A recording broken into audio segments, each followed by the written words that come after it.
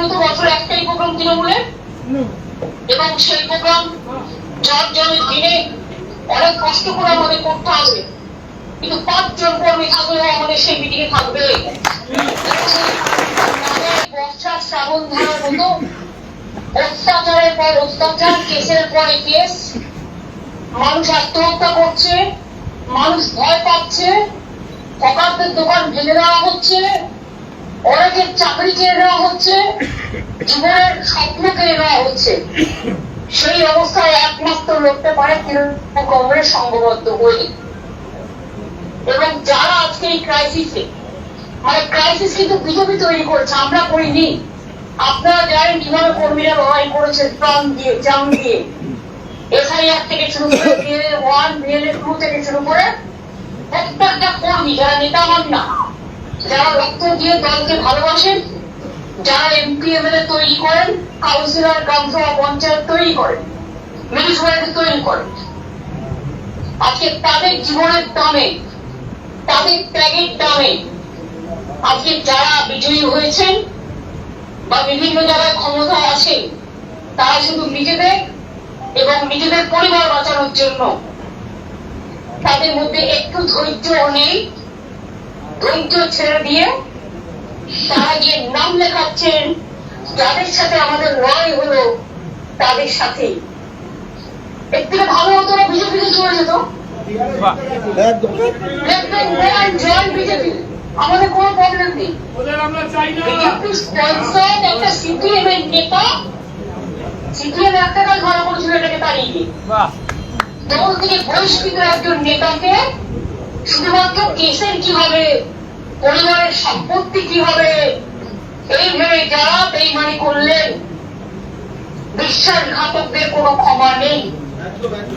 মনে রাখবেন, মনে রাখবেন, মানুষ মনে রাখবে, তারা আজকে নিজেদের বাঁচাতে পারবেন, কিন্তু আগামী দিন জনগণ তাদের কাছে কৈফিয়ত চাইবে, কর্মীরাও কৈফিয়ত চাইবে।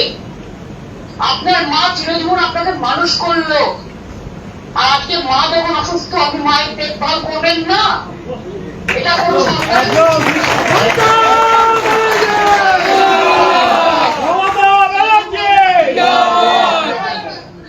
অনেক রক্ত, অনেক সংগ্রাম করতে হয়েছে লড়াইয়ের দিনগুলো যারা ছিলেন না, আর যারা থেকেও আজকে নিজেদের স্বার্থে দলকে ব্যবহার করে আজকে বলছেন, আজকে যদি তারা না যেতেন তাহলে কিন্তু এত অত্যাচার কর্মীদের উপর করার সাহস করতো না বিজেপি দল।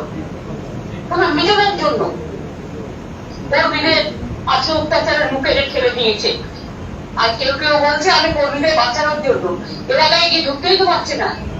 কর্মীদের বাঁচানোর জন্য না টাকা বাঁচানোর জন্য, না হাত পেতে টাকা নেওয়ার জন্য, না সবকিছু ধর্ম, জাতি, সম্প্রীতি সবকিছু বিক্রি করে যারা আজ লম্প ঝম্প করে বেড়াচ্ছেন, শুধু ধমকানি আর চমকানির বাংলা, যে বাংলা রূপসী বাংলা আজকে চোখ খুলে তাকাতে ভয় পাচ্ছে।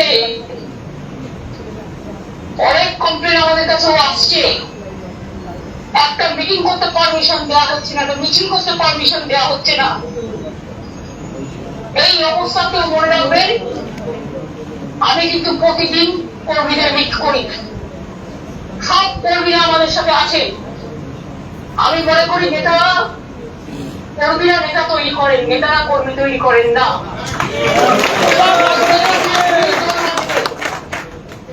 এবং যারা এখনো বলছি সুবুদ্ধি আছে, তারা ফিরে আসুন। আর যদি কেউ মনে করেন যে এর থেকে বাঁচবেন, আমি পরিষ্কার বলে রাখি, তারা কিন্তু না ঘরকা, আমরা রক্ত দেব, কিন্তু তৃণমূল কংগ্রেসকে বিক্রি করে দিয়ে, কর্মীদের সম্মান, মর্যাদা, সংগ্রাম বিক্রি করে দিয়ে আমরা কিন্তু শুধুমাত্র টাকার লোভে আর দেশ থেকে বাঁচার লোভে আমরা মাথা নত করবো না। আমিও পুলিশকে খুব কাছ থেকে দেখেছি, কিন্তু এই পুলিশ আমার চেনা ছিল না, পুরো অচেনা, পুরো অজানা। আজকে পুলিশ দাঁড়িয়ে এমএলএদের বলছে, সবাইকে বলতে চলুন, গাড়ি এনেছি, উঠুন, আমি শয়তানদের কাছে যাই। এটা পুলিশের কাজ। পুলিশের কাজ মানুষকে শান্তি দেওয়া, শৃঙ্খলা দেওয়া, মানুষের বিপদে আপদে থাকা, আইন মেনে চলা, টোটালটাই বেআইনি ভাবে যা ইচ্ছে তাই হচ্ছে।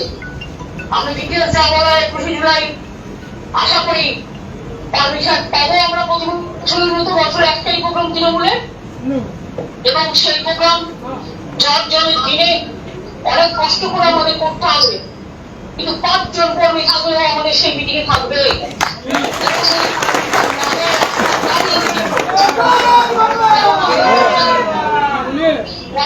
এবং ধর্মতলায় কাজেই 21 জুলাই শহীদ তারপরের দিন সবাই সংযত হন, সমবেত হন। আজকে ভাবুন তো আমাদের পরিবারের উপর দিয়ে কি যাচ্ছে। আমার দুটো ভাইকে আমি তাড়িয়ে দিচ্ছি অনেকদিন আগেই, কারণ তারা চিরকাল বিট্টেমি করে যায়। পরিবার সবাই সমান হয় না, তার জন্য আমার কোনো দুঃখ নেই। কিন্তু আমার সাথে অভিষেকের বাবা মা, অভিষেকের পরিবার, আমার আর একজন দুজনের পরিবার আছে। আজকে অভিষেককে রেগুলার কোর্টে যেতে হচ্ছে। রেগুলার তাকে নয় সিআইডি রাখছে, নয় ইডি রাখছে, নয় সিবিআই রাখছে। এয়ারপোর্টে যাচ্ছে, এয়ারপোর্টে জানি কি করে ভাড়া না করে দিলে এয়ারপোর্টে গেলে তো সেখানে বন্দি নিয়ে চলে যাচ্ছে। আর ডিম ছোড়ার নয়, মিড ডে মিলে বাচ্চাদের ডিম বন্ধ। আর তৃণমূল কংগ্রেস কর্মীদের দেখেই বলছি ডিম ছোড়া হবে। তো যারা চলে গেল যাবে গিয়ে দল ভাঙলে তারা কি সাধু পুরুষ নেই? তারা ওয়াশিং মেশিন হয়ে গেল বিজেপি গিয়ে, আর বিজেপির দাবিদার হবে। আর তৃণমূল কংগ্রেস চলে গেল, তাহলে তৃণমূল কংগ্রেসের পরিবারে আপনারাও তো সব সমস্যা ছিলেন একদিন। তাহলে আপনারাও সেদিন থেকে শুরু করেছিলেন নাকি? যা ইচ্ছে তাই বলে যাচ্ছেন, অসম্মান করছেন, মিথ্যে কথা বলছেন, আর মিডিয়া ছেড়ে দিন। ওটা মিডিয়া নয়, মিডিয়া আজকে বিক্রি হয়ে গেছে। যারা একটু কাজ করছিল কলকাতা টিভিকে আমি শুনেছি বন্ধ করে দেওয়া হচ্ছে। বর্তমান সংবাদপত্র তাদেরও নানা রকম ভাবে হুমকি দেওয়া হচ্ছে। গণতন্ত্রের চলতে পারে না। যারা digitally freedom of speech YouTube বা ফেসবুক বা সোশ্যাল নেটওয়ার্ক ব্যবহার করে, ইনস্টাগ্রাম, তাদের অনেককে গ্রেপ্তার করা হয়েছে। কি যাতে এদের বিরুদ্ধে কথা বলা যাবে না। বিজেপির মানে মতলব হচ্ছে ওয়ান পার্টি ওয়ান নেশন, এটা আমরা মানতে পারি না। কালকে ওনারা সংবিধান হত্যা দিবস করছেন জরুরি অবস্থার সময়।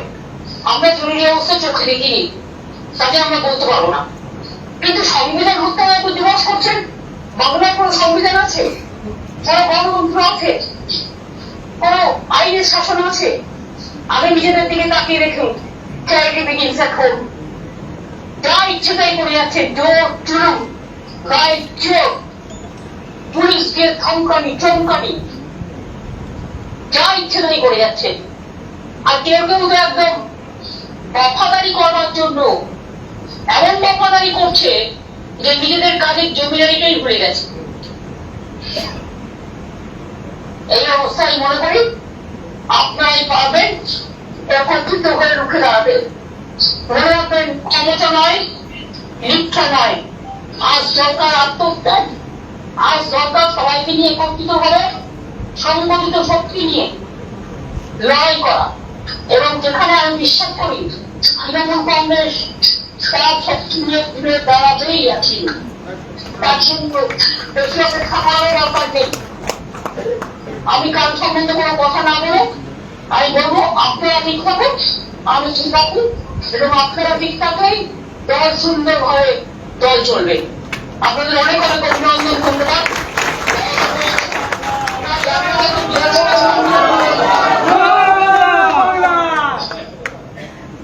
আমি জানি না এরা কি করবে আর কি না করবে।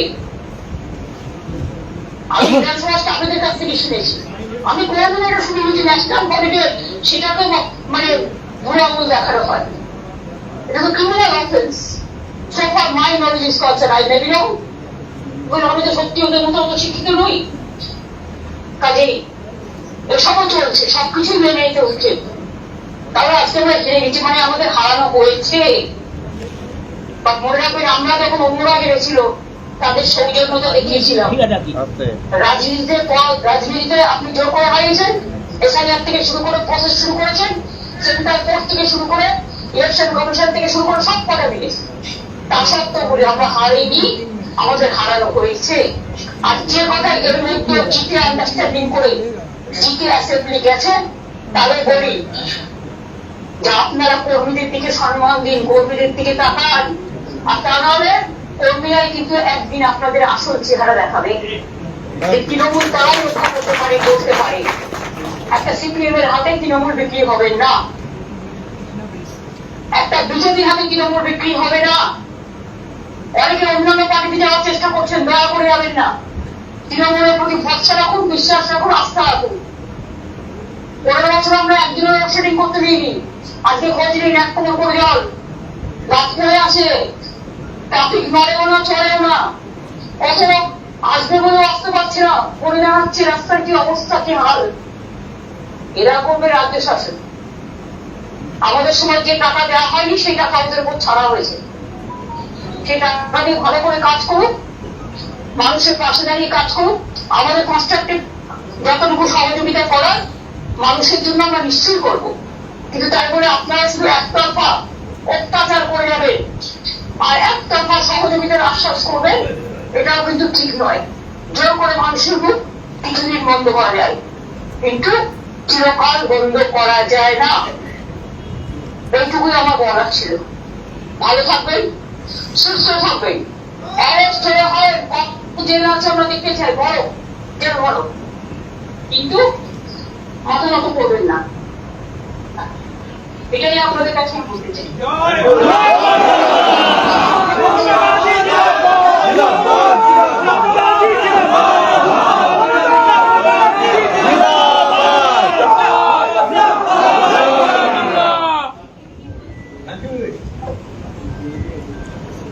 আমরা ধন্যবাদ জানাচ্ছি মাননীয় নেত্রী মমতা